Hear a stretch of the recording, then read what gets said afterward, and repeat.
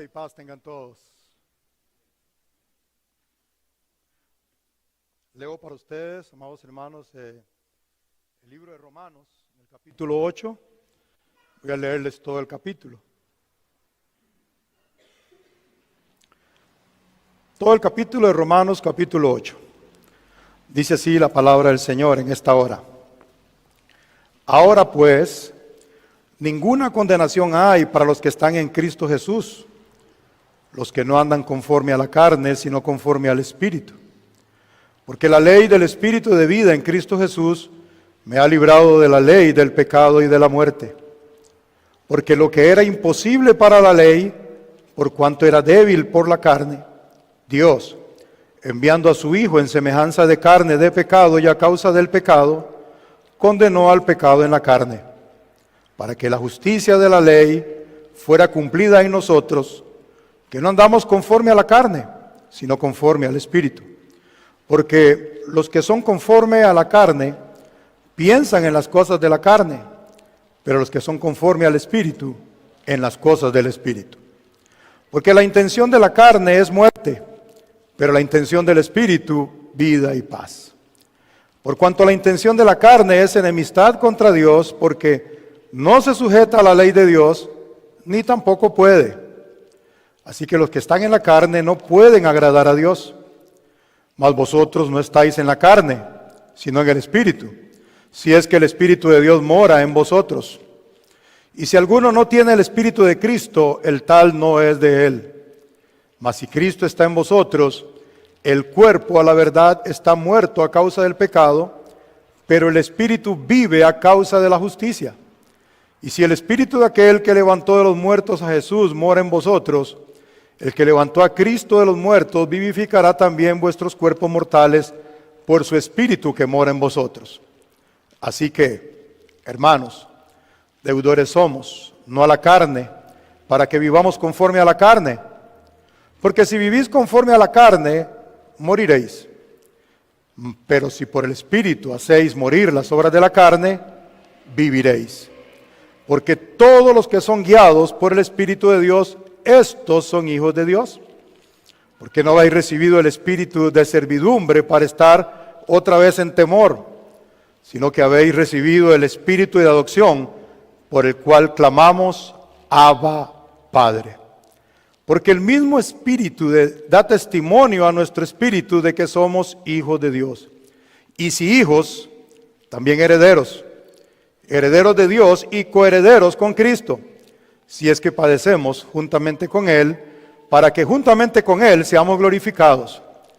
Porque tengo por cierto que las aflicciones del tiempo presente no son dignas de comparar con la gloria venidera que en nosotros ha de ser manifestada. Porque el continuo anhelo de la creación espera la manifestación de los hijos de Dios. Porque la creación fue sujetada a vanidad, no por su propia voluntad, sino por causa del que la sujetó en esperanza. Pues también la misma creación será libertada de la servidumbre de corrupción a la libertad gloriosa de los hijos de Dios. Porque sabemos que toda la creación gime a una, y a una está con dolores de parto hasta ahora. Y no solo ella, sino que también nosotros mismos, que tenemos las primicias del Espíritu, nosotros también gemimos dentro de nosotros mismos, esperando la adopción, la redención de nuestro cuerpo. Porque en esperanza somos salvos, mas la esperanza que se ve no es esperanza. Porque lo que alguno ve, ¿a qué esperarlo? Pero si esperamos lo que no vemos, con paciencia lo aguardamos. Y asimismo también el Espíritu nos ayuda en nuestras debilidades, pues ¿qué hemos de pedir como conviene? No lo sabemos, sino que el mismo Espíritu intercede por nosotros con gemidos indecibles. Mas el que escudriña los corazones sabe cuál es la intención del Espíritu, porque conforme a la voluntad de Dios intercede por los santos. Y sabemos que a los que aman a Dios, todas las cosas les ayudan a bien. Esto es, a los que conforme a su propósito son llamados. Porque a los que antes conoció también los predestinó para que fuesen hechos conformes a la imagen de su Hijo, para que Él sea el primogénito entre muchos hermanos. Y a los que predestinó, a estos también llamó, y a los que llamó, a estos también justificó, y a los que justificó, a estos también glorificó. ¿Qué pues diremos a esto? Si Dios es por nosotros, ¿quién contra nosotros? El que aún a su propio Hijo no eximió, sino que lo entregó por todos nosotros, ¿cómo no nos dará también con Él todas las cosas? ¿Quién acusará a los escogidos de Dios? Dios es el que los justifica. ¿Quién es el que los condenará? Cristo es el que murió. Más aún, el que también resucitó, quien además está a la diestra de Dios, el que también intercede por nosotros. ¿Quién nos apartará del amor de Cristo?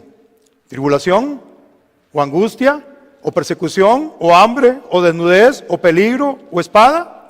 Como está escrito, por causa de ti somos muertos todo el tiempo, somos contados como ovejas de matadero. Antes, en todas estas cosas, somos más que vencedores por medio de aquel que nos amó. Por lo cual estoy seguro que ni la muerte, ni la vida, ni ángeles, ni principados, ni potestades, ni lo presente, ni lo porvenir, ni lo alto, ni lo bajo, ni ninguna otra criatura nos podrá apartar del amor de Dios que es en Cristo Jesús, Señor nuestro.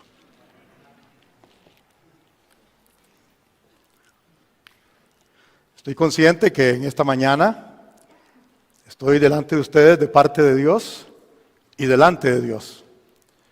Eso me llena a mí de mucho temor en esta hora, a la hora de enseñar su santa palabra, sabiendo que yo soy en esta mañana el mensajero de Dios para ustedes.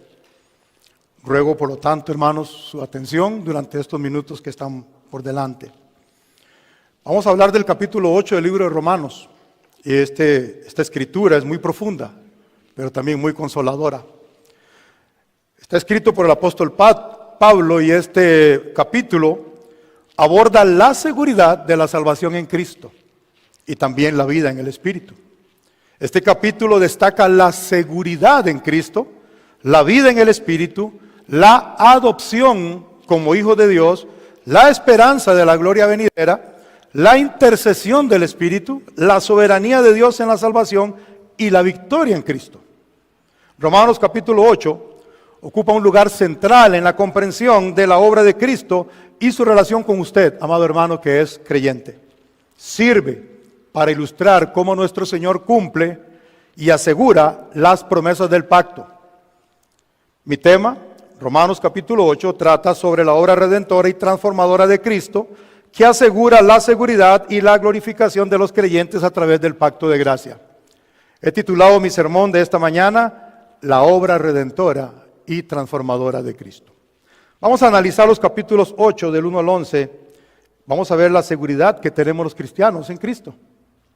En estos primeros versículos, Pablo dice estas palabras, hermanos, que en estas breves palabras se encierra toda una doctrina. No hay condenación para los que están en Cristo Jesús. Esta porción de la palabra de Dios enfatiza la seguridad eterna de cada uno de nosotros los creyentes. Está basada en la obra redentora de Cristo y la gracia soberana de Dios a través de la expiación de Jesús. Los creyentes son liberados totalmente de la condenación y del pecado. El versículo 2 nos habla de la ley del espíritu de vida. Pablo dice, contrasta aquí claramente, hay un contraste claro, entre la ley del espíritu de vida en Cristo, lo contrasta con la ley del pecado y de la muerte. Dios aquí nos revela en la Escritura que el Espíritu Santo obra en los creyentes, otorgándoles vida verdadera y librándolos del dominio del pecado. Esto es un acto de Dios. La doctrina que contiene esta Escritura sostiene que esta obra del Espíritu es esencial para la santificación del creyente y la perseverancia de los santos. De los versículos 3 al 4 nos habla de la encarnación y la expiación de Cristo, y aquí el apóstol Pablo explica que Dios envió a su Hijo en semejanza de carne de pecado para condenar el pecado. La encarnación de Cristo y el sacrificio de nuestro Señor en la cruz cumplen la justicia de la ley en el creyente. Así que, amados hermanos, la obra de Cristo es completa y es suficiente. Es suficiente y asegura la salvación de los creyentes. El apóstol Pablo presenta una clara distinción entre lo que es vivir conforme a la carne y lo que es vivir conforme al Espíritu. La vida conforme a la carne inevitablemente te lleva a la muerte eterna, mientras que la vida conforme al Espíritu nos lleva a una vida verdadera y de paz. Aquí se destaca la transformación interna del que el Espíritu Santo realiza en el creyente. Amado hermano que me escuchas, estoy diciéndole que la transformación suya siempre será de adentro hacia afuera, a través del Espíritu Santo, que lo realiza. ¿Cómo? ¿Cómo lo hace? Primero, renueva tu mente y luego tu corazón. Los versículos del 1 al 4 hablan de la vida en el Espíritu. Y los primeros versículos, y esto es muy importante que usted hoy lo analice conmigo, utiliza un lenguaje jurídico en esta escritura. La frase que dice, ahora pues, ninguna condenación hay para los que están en Cristo Jesús, utiliza el término condenación en un sentido legal.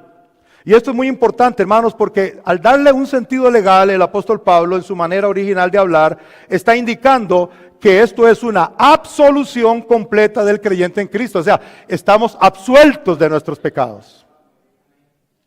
Y el uso en Cristo Jesús implica una unión espiritual, íntima y transformadora. En los versos 2 al 4 se observa una estructura coordinada de conjunciones, porque dice ¿por qué?, que explica la razón que hay detrás de la afirmación inicial. En contraste, el contraste entre la ley del espíritu de vida y la ley del pecado y de la muerte nos da, hermanos, una nueva realidad y un entendimiento en esta mañana de que así es la manera en que vivimos los creyentes. ¿Cómo? Liberados por el sacrificio de Cristo. Versículos 5 al 17 nos habla de la adopción. Y esta terminología es muy importante que la entendamos hoy, porque aquí el término hijos y adoptados describe la nueva relación que tenemos nosotros los creyentes con Dios. La frase Abba Pater, Abba Padre, es una expresión de intimidad, de confianza, y refleja la seguridad que usted tiene como creyente en su estado como hijo de Dios actualmente. Este capítulo, hermanos, nos da una comprensión muy hermosa de la obra de Cristo y su relación que Él tiene con nosotros. Enfatiza la importancia de los pactos como la estructura que revela el plan de redención de Dios y sirve para ilustrarnos cómo Cristo cumple. Y esta palabra es muy importante. Todos nosotros vivimos siempre pendientes de alguna promesa, de algo que se nos promete y que muchas veces no llega. Pero aquí estamos viendo un cumplimiento. Cristo cumple y asegura todo lo que se prometió en el pacto. Romanos capítulo 8, versículo 1 al 4, el apóstol Pablo declara la condenación que había sobre la humanidad debido al pecado. Y cómo nuestro Señor Jesucristo, mediante lo que Él vino y se sacrificó en la cruz, ha liberado a los creyentes de toda esa condenación. La teología pactual bautista afirma que Cristo es el mediador del nuevo pacto. Esa es nuestra teología, amados hermanos, y afirma que Cristo es el mediador del nuevo pacto y que en su muerte y en su resurrección nosotros tenemos la certeza, la convicción, la seguridad del cumplimiento de todas las promesas hechas en los pactos anteriores. Todo se cumple en Cristo. Y a través de Cristo el creyente es justificado y tiene la certeza, y así les transmito que así debemos caminar, con la certeza, la convicción de que nosotros hemos sido libres de toda condenación. Y este pasaje resalta la doctrina de la regeneración, la santificación. Hermanos, todo verso de la Biblia contiene una doctrina de las Escrituras. La regeneración es el acto soberano de Dios por el cual el creyente es transformado de un estado a otro. ¿Cuál estado? Del estado de muerte espiritual al estado de una vida nueva en Cristo. La santificación, por otro lado, es el proceso continuo del crecimiento espiritual que experimenta el creyente y va en conformidad con la imagen de Cristo, impulsado por el glorioso Espíritu Santo de Dios que habita dentro de nosotros. Nuestra doctrina, la doctrina bautista reformada, enfatiza la soberanía de Dios en la obra de la salvación. Los términos mente y espíritu, Pablo los usa para reflejar la realidad de la transformación interna que opera Dios en sus corazones, amados hermanos, llevándolos a ustedes a vivir una vida conforme al Espíritu y no conforme a la carne. Romanos capítulo 8, versículo 12 al 17, ahí habla de que somos hijos y herederos de Dios, la adopción como hijos de Dios.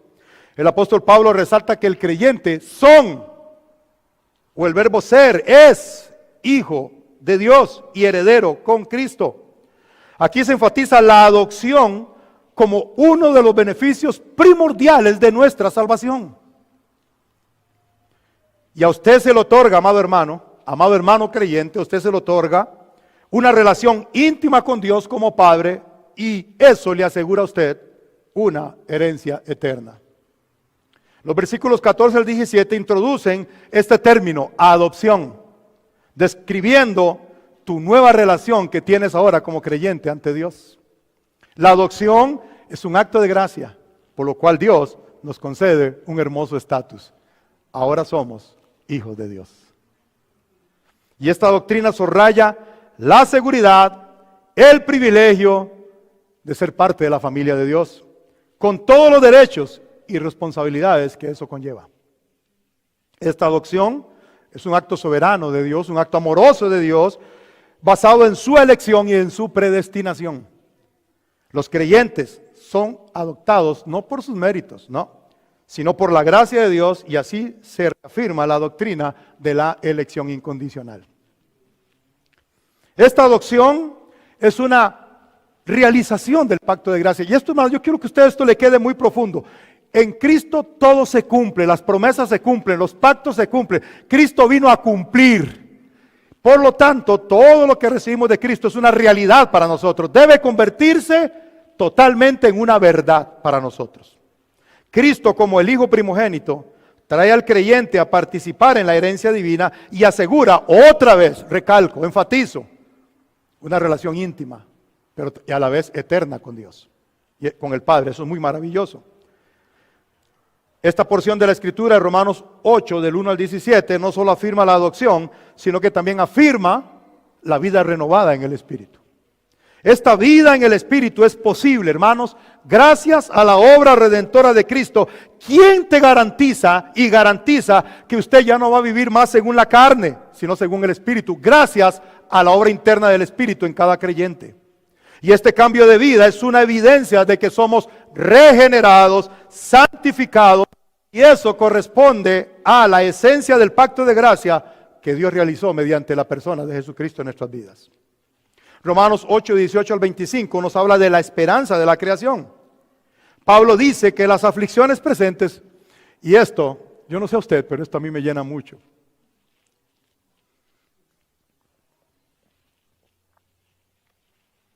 ¿Será que usted siente que las aflicciones presentes son como eternas a veces? Pero vea lo que dice Pablo. Las aflicciones presentes, comparados con la gloria venidera que será revelada por los hijos de Dios, dice Pablo, es temporal. Y esa palabra a mí me gusta. No sé usted, hermano, si usted siente que algo es temporal, ¿qué indica? Que llega el momento en que ¿qué? En que se va a acabar. El sufrimiento presente es temporal y no se compara con lo que está por venir, con la redención final y la restauración de la creación. Mi expectativa es externar el cuerpo de gloria que Dios tiene preparado para mí. Mi expectativa es conocer a Jesús cara a cara y verlo a Él cara a cara. Mi expectativa está puesta en las cosas eternas, hermanos, las cosas maravillosas, la nueva tierra, el nuevo cielo, esas cosas que la palabra promete. Y eso me da mi esperanza hacia la gloria venidera. Quiero mencionar un poquito algo acá. En los versículos 18 al 30, ahí se presenta una subsección del término general que está ahí. Y en esta subsección que está en estos versículos, Pablo usa un lenguaje apocalíptico, y yo sé que es un término que ustedes están un poco familiarizados acá, o muy familiarizados acá, y es el término escatológico. que describe la futura redención. Los términos sufrimientos y gloria se utilizan para contrastar la presente aflicción con la gloria venidera. La creación gime y espera, en un sentido, hermanos, que aquí está personificado, subrayando la esperanciosa de la redención. El uso de verbos como predestinó, llamó, en los versículos 29 al 30, una vez más resalta la doctrina de la soberanía de Dios en el proceso de la salvación, desde la predestinación hasta la glorificación. Este pasaje, a través de la doctrina de la escatología, se enfoca en los eventos por venir, en el futuro, y la culminación de la historia de la redención. La esperanza de la gloria que viene, a nosotros cristianos nos ofrece consuelo y nos ofrece fortaleza en medio de cualquier circunstancia que estemos pasando en este tiempo presente. Y nos asegura que la gloria que nos espera superará con creces todo lo que estemos viviendo ahora, cualquier cosa que estemos viviendo en este momento. Se enfatiza la soberanía de Dios en el proceso de salvación desde la predestinación hasta la glorificación. Y así, hermanos, los verbos predestinó, llamó, en los versículos 29 y 30, resalta una sola cosa. A los que predestinó, a esto llamó, y esto resalta una sola cosa. Que todo lo que nos esté pasando, en el momento que nos esté pasando, están bajo el total, absoluto control de Dios y está bajo su dirección, y eso, ese entendimiento, garantiza seguridad para los creyentes. Romanos 8, 26 al 27. Pablo menciona que el Espíritu intercede por los creyentes en sus debilidades. Revela que el Espíritu Santo obra en la oración, ayudando al creyente a alinear, direccionar correctamente sus peticiones con la voluntad de Dios.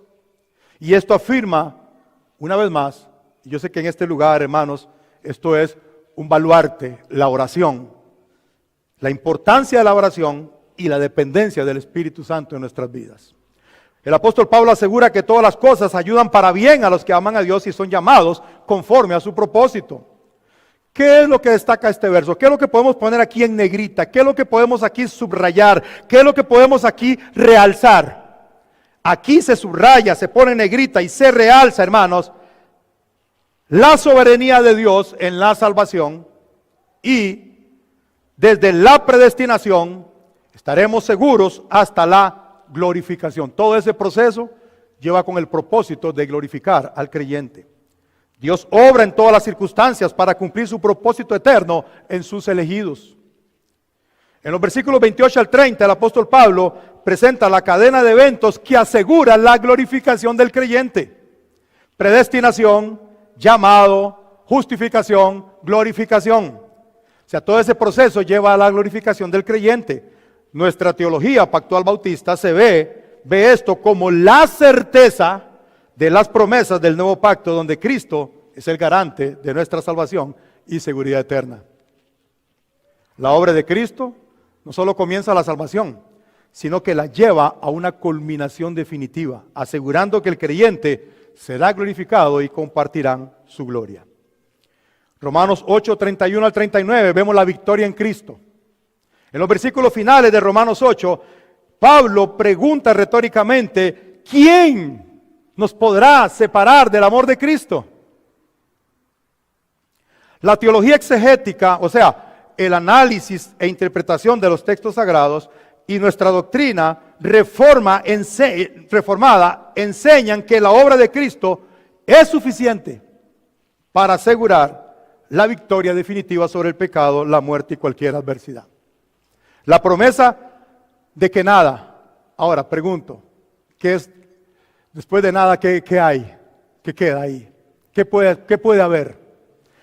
Y la promesa de que nada te puede separar a ti, mi hermano, creyente, del amor de Dios en Cristo, debe convertirse en una fuente de profunda seguridad y confianza en tu vida. La conclusión del capítulo 8 es una declaración triunfante de la seguridad en Cristo. Dice Pablo que aquí otra vez vuelve Pablo a decirnos una pregunta retórica. Entonces, ¿quién contra nosotros? Para para enfatizar que el amor de Dios es invencible. Apunte eso en su corazón. El amor de Dios es invencible. Los términos y amor de Cristo son centrales en esta sección. La lista de posibles amenazas que tiene el creyente y dice que son tribulación, angustia, persecución, hambre, desnudez, peligro o espada. Esta lista es superada por una certeza. ¿Cuál es? Somos en todas ellas más que vencedores a través de Cristo. Y esta sección concluye con una afirmación enfática. Nada en toda la creación nos puede separar del amor de Cristo. Romanos capítulo 8, hermanos, del 1 al 39, establece un fundamento sólido para la cristología. La cristología, hermanos, es cómo estudiar todo sobre Jesús y trata de entender quién es Jesús y por qué vino al mundo y qué hizo para salvarnos. Se enfoca en la persona y en la obra de Cristo como el centro del plan redentor. Cristo es presentado como el redentor que libera al creyente de la condenación y le concede una nueva vida en el Espíritu. El sacrificio de Cristo en la cruz, la resurrección de Cristo, garantiza la seguridad eterna de nosotros los creyentes, quienes somos adoptados como hijos de Dios y vivimos bajo la guianza del Espíritu Santo. Y a través de la obra redentora, nosotros los creyentes no solamente somos perdonados, hermanos, no solamente hubo perdón, sino también que se nos incorporó en la familia de Dios. Y así disfrutamos de una relación íntima y personal con el Padre. Además, esa certeza de la glorificación futura, como se describe en este capítulo, refleja la promesa de Cristo de regresar y llevar los suyos a la plenitud de la salvación. Entonces, hermanos, ¿a qué nos lleva esto? Que como iglesia, nosotros, como una comunidad que somos de creyentes, veamos el rol que tenemos cada uno de nosotros dentro del cuerpo de Cristo. La adopción como hijo de Dios implica que usted, como miembro de una iglesia, como parte de una comunidad, como parte de una familia espiritual, donde la iglesia actúa como una comunidad que debe caracterizarse por tres cosas: por la fe, por el amor y el propósito divino. Y esto destaca que nosotros como iglesia estamos llamados a vivir bajo la guía del Espíritu Santo, promoviendo dos cosas importantes: una vida de santidad y de servicio. La seguridad que nos da el ser hechos hijos de Dios no es solamente un consuelo individual, sino que debe convertirse para cada uno de nosotros en un incentivo para apoyar y edificarnos mutuamente en la fe. La iglesia como cuerpo de Cristo tiene la misión de reflejar el amor y la gracia de Dios en sus acciones y en sus relaciones. La certeza de esta glorificación futura tiene implicaciones eclesiológicas profundas. Eclesiología es el estudio y comprensión de la iglesia, su naturaleza, su misión, su estructura, su función en la vida cristiana. Y esta parte de la teología responde preguntas sobre qué es la iglesia y para qué existe. La iglesia espera con esperanza la consumación del reino de Dios. Y en este proceso está llamada a proclamar el evangelio y ser un testimonio vivo de la esperanza de Cristo.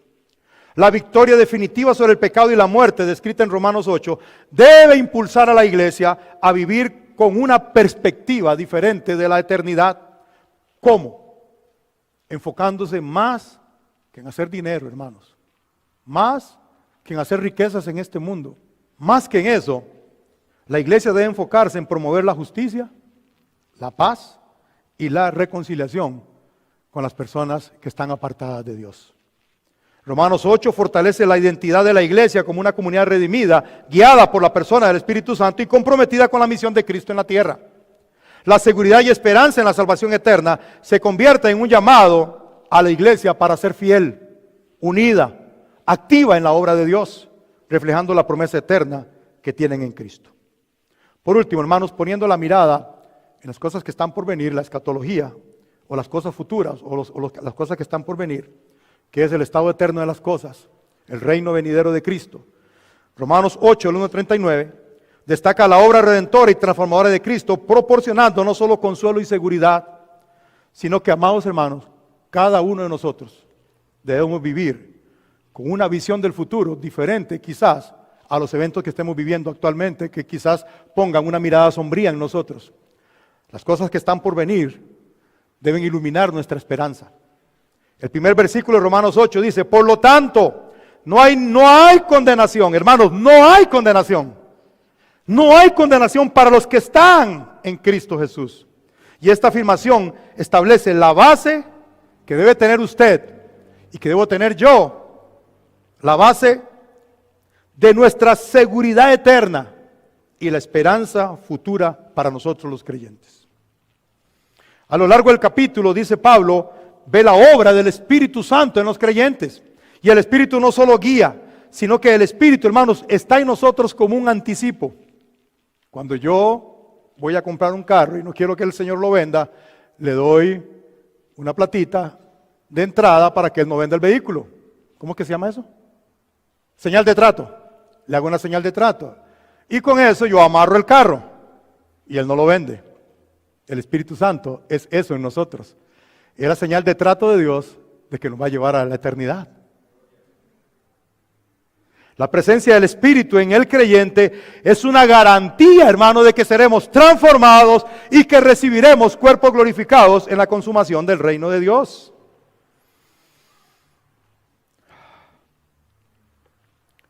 Termino con este análisis práctico. Voy a salirme un poquito de lo que traía y voy a traer esto a nuestro presente estado de cosas, a nuestro tiempo presente. Y aquí concluyo la enseñanza.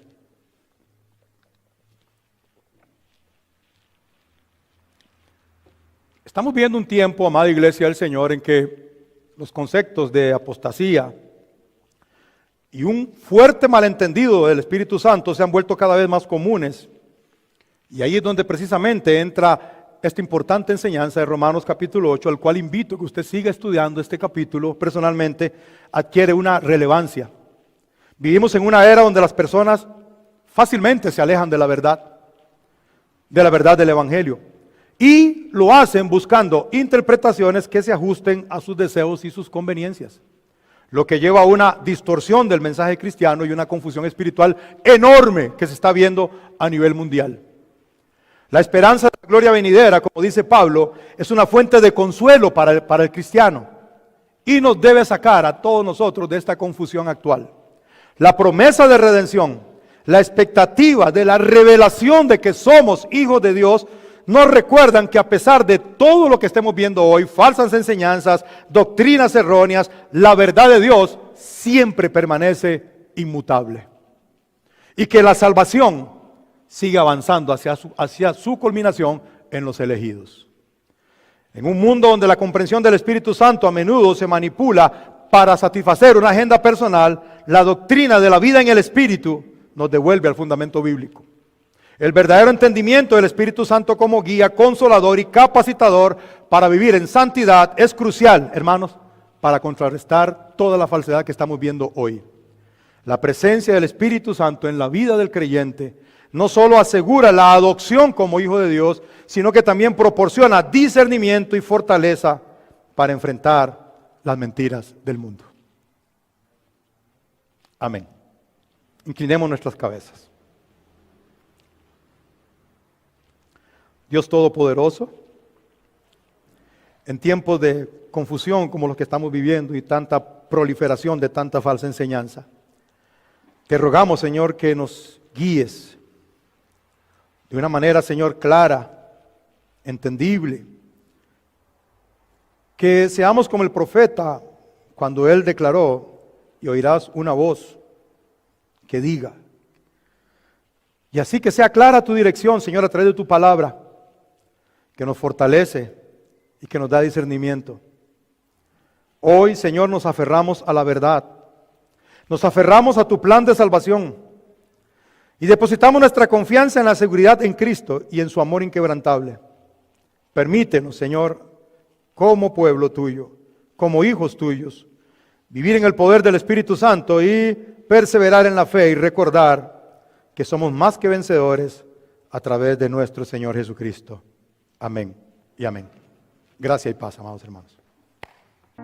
No habrá sombras en el valle de la muerte cuando cese de esta vida el batallar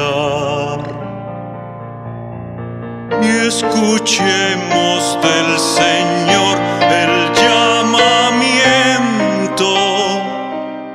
ya llevándonos con Él a descansar. Sombras, nada de sombras, al dejar el mundo de dolor. Sombras, nada de sombras, cuando al cielo llegue vencedor. Al dejarnos los que amamos no habrá sombras, si su fe depositaron en Jesús, porque irán para vivir por las edades con quien quiso redimirlos en la cruz.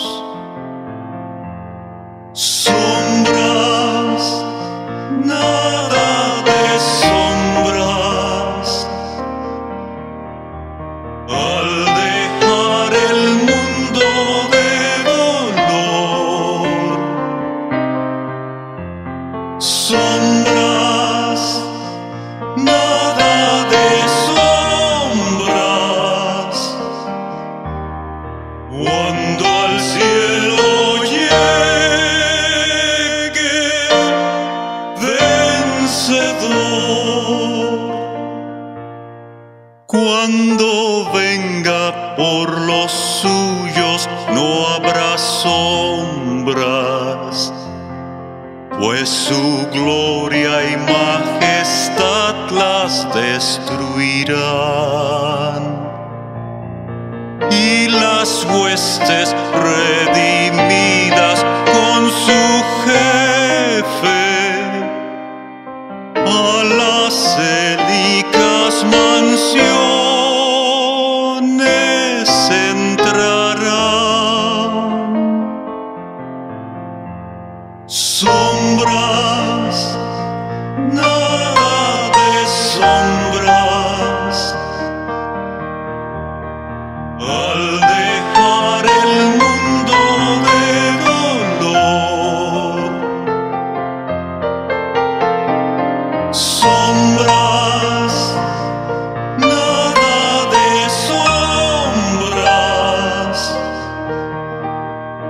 cuando al cielo llegue